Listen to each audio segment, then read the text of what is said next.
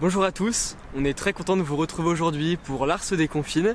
Ça n'a pas été forcément très facile, on a dû filmer cet événement en visio pour vous le retransmettre et continuer de partager de l'art avec vous. Je vous emmène retrouver Thé Sérieuse, qui est une illustratrice et également qui fait de la peinture, qui a été très sensible à notre cause que nous défendons, les violences faites aux femmes. Et donc du coup on va reverser tous les dons de cet événement à l'association Vifil. Salut Tess. Salut.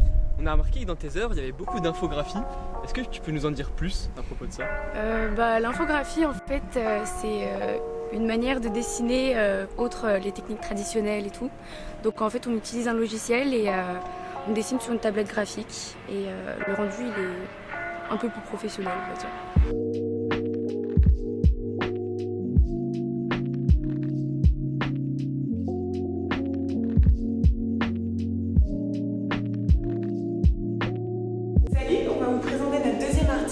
Elle s'appelle Ommeline, elle a 22 ans. Elle a commencé par faire un CAP céramique tournage et maintenant elle étudie la communication et la création numérique à Meidine, Saint-Marignon. Et là elle va vous présenter sa poterie et elle va dessiner. Hello, ça va? Ça va et toi? Oui, super bien. Très contente d'être là, merci. Avec plaisir, c'est super sympa de rester avec nous malgré les conditions sanitaires et le fait qu'on ait dû passer au plan B. On sait que le confinement a empêché les artistes d'exposer leurs œuvres et de s'exprimer devant un public. Mais paradoxalement, comment peut-on dire que l'art aide les gens à surpasser l'isolement? Les gens se sont vraiment tournés vers les disciplines artistiques comme le cinéma, les séries, les jeux vidéo pendant ce confinement. Donc ça a vraiment été un élément hyper essentiel de la vie pendant le Covid. Et puis en plus de ça, je dirais qu'à la fois pour les artistes, ça a été, c'est toujours une échappatoire de quand on vit des choses un peu choquantes, un peu peut-être traumatisantes. Pouvoir avoir une pratique artistique, c'est un échappatoire. Et puis aussi, je pense que ça a aussi été une manière de s'inspirer. Il y a toujours des choses très belles qui sont faites dans des moments importants et voilà. Et donc à la fois pour les artistes et puis pour le public qui a reçu ces œuvres, qui a reçu des reflets de ce qu'ils vivaient et puis parfois des choses qui les amenaient au rêve, des choses qui les amenaient à la réflexion. Et moi j'aime beaucoup ça, j'aime beaucoup les artistes qui arrivent à trouver de la poésie dans des moments qui sont pas très beaux.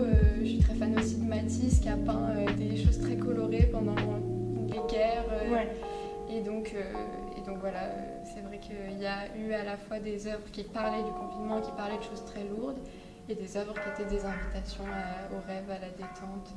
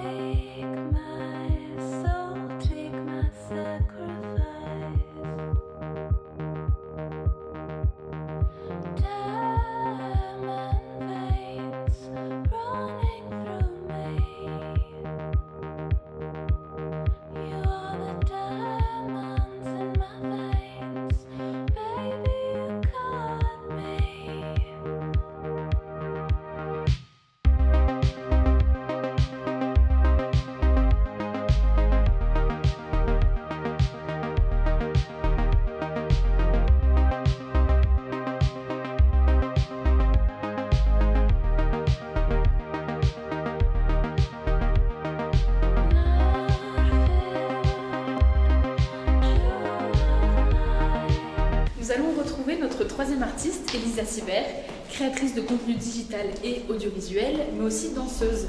La danse étant définie par le Robert comme une suite de mouvements rythmés du corps. Voilà, du coup on va la retrouver dans le Forum des Carmes, qui est en fait un monument historique, puisque c'était l'ancien couvent des Carmes des Chaussées, fondé en 1619. Voilà, merci Stéphane Bern. Ok, salut Elisa. Salut. Alors on est super content de t'avoir avec nous aujourd'hui. Merci. J'ai une petite question. Je pense que tu serais d'accord avec moi pour dire que les opéras, le théâtre, les musées nous manquent. Et je voulais savoir si tu avais une petite suggestion pour allier justement culture et respect des distanciations sociales. C'est sûr que c'est compliqué, enfin, ça dépend de... Je pense que chaque entité est différente, les cinémas, les musées, je pense que c'est quand même assez facile de respecter la distanciation sociale, ça a été le cas cet été, pour le public en tout cas, et en fait même de partout, parce que les opéras aussi c'est le cas, et tout ce qui est professionnel du spectacle, ils continuent à s'entraîner, donc qu'ils soient dans la salle d'entraînement ou sur scène, c'est un peu la même chose, donc juste les rouvrir. Mais qu'est-ce qu'ils attendent? Qu'est-ce qu'ils attendent?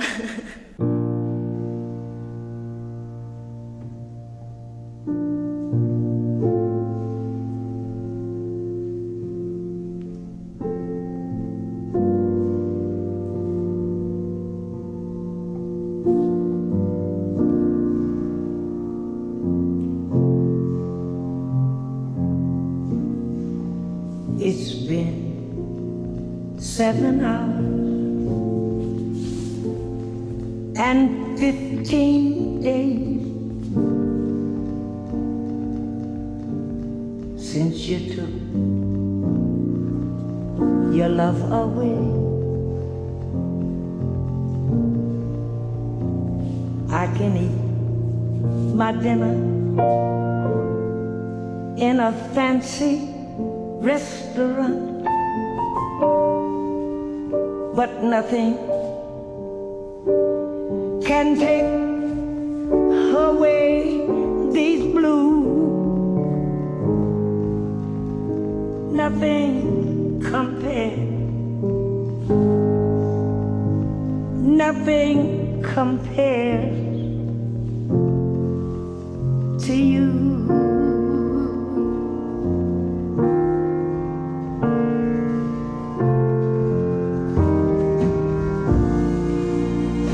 It's been so lonely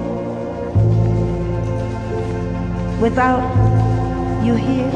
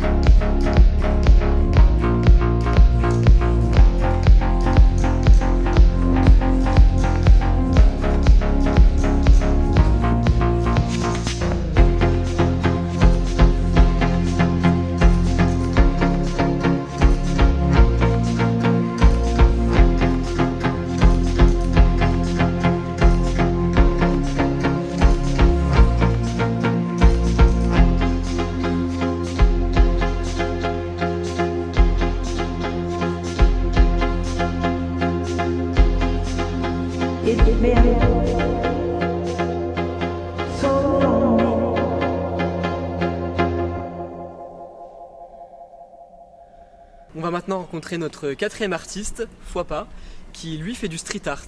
Vous avez sûrement déjà vu ses œuvres dans Lyon. Ce sont les petits crucifix avec les Jésus très colorés que vous pouvez voir partout accrochés au mur. Allons le rencontrer. Bonjour Fouapa. Salut, ça va? Bien et toi? Ouais, super. On t'a connu grâce aux petits crucifix avec les Jésus dans Lyon, qu'on va pouvoir exposer sur les murs. Et on a remarqué qu'il y en a certains qui se faisaient décrocher. Et du coup on voulait savoir d'où ça venait et ce que t'en pensais de tout ça. Ça vient du fait que, en fait, c'est pas vraiment étonnant parce que dès que tu touches à un symbole religieux, c'est un peu logique qu'il y ait des gens qui ne le prennent pas forcément bien. C'était pas le but à la base. J'ai grandi à la campagne, j'ai toujours vu des crucifix. Ça m'a toujours intéressé en fait quand tu vas, tu sais, dans des mariages, dans des églises, tu vois ces grands symboles religieux qui sont un peu battants en fait. Et moi l'idée c'était plus de les réutiliser pour leur donner un autre sens, tu vois, faire des trucs très pop, un peu colorés.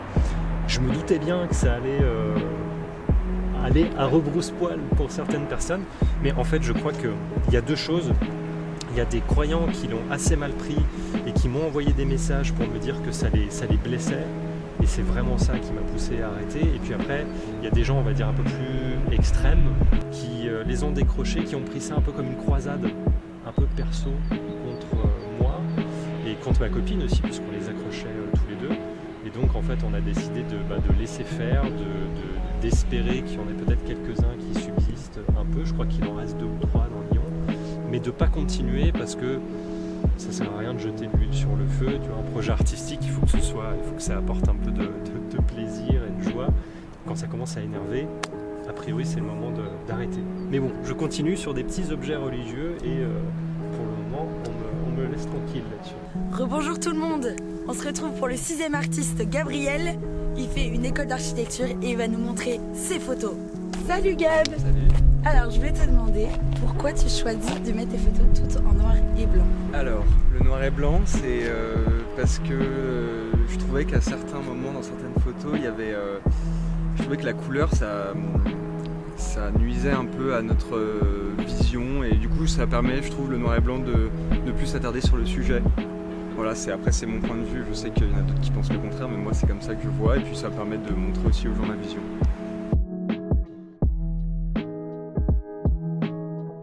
Venez, je vous emmène voir notre 7e artiste Maëna qui customise des planches de skate.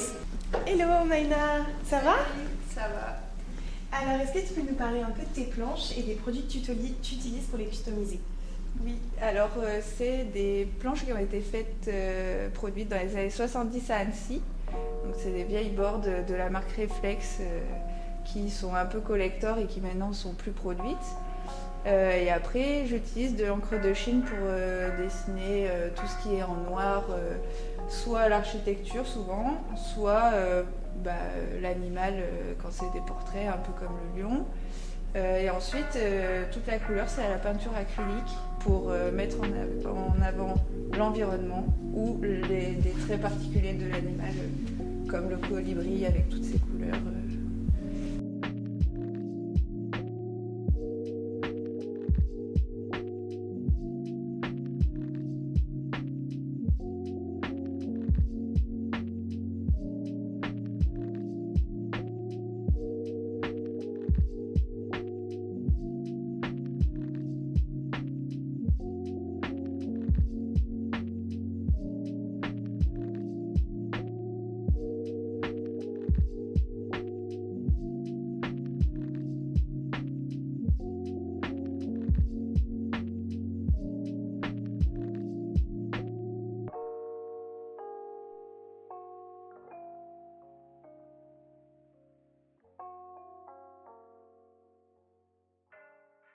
On aimerait maintenant vous présenter Victoria, notre prochaine artiste qui fait de la photographie et de la vidéo. Elle n'a pas pu être là avec nous à Made in pour le tournage, mais nous a quand même envoyé son travail pour qu'on puisse vous le présenter et l'intégrer au reste de l'expo.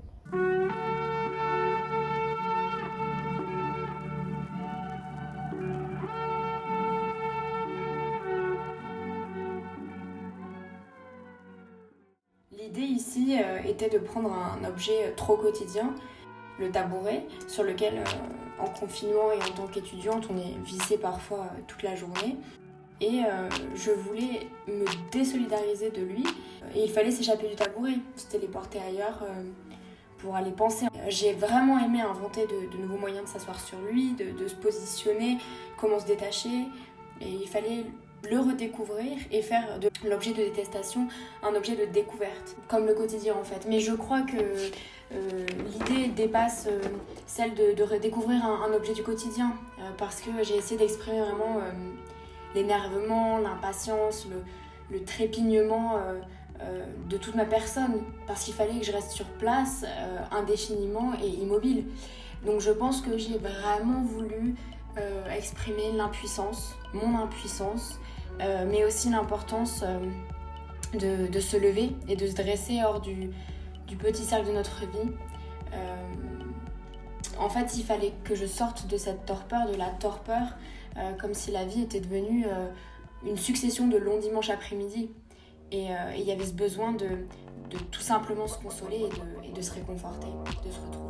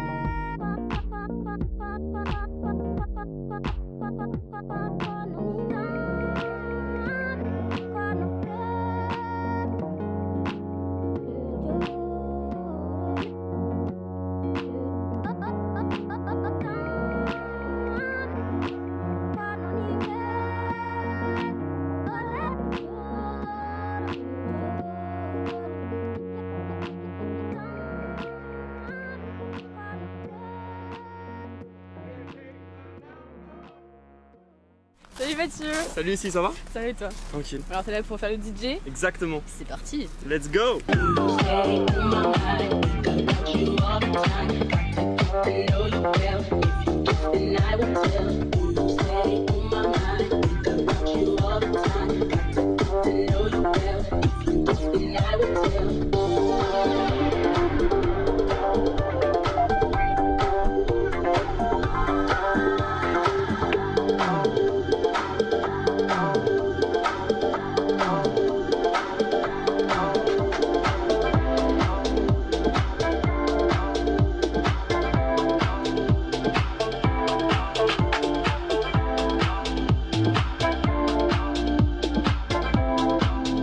Eh bien les amis, on est super heureux d'avoir mené à bien notre projet malgré les circonstances actuelles. On espère que la vidéo vous a plu et partagez un max pour donner de la force. Salut.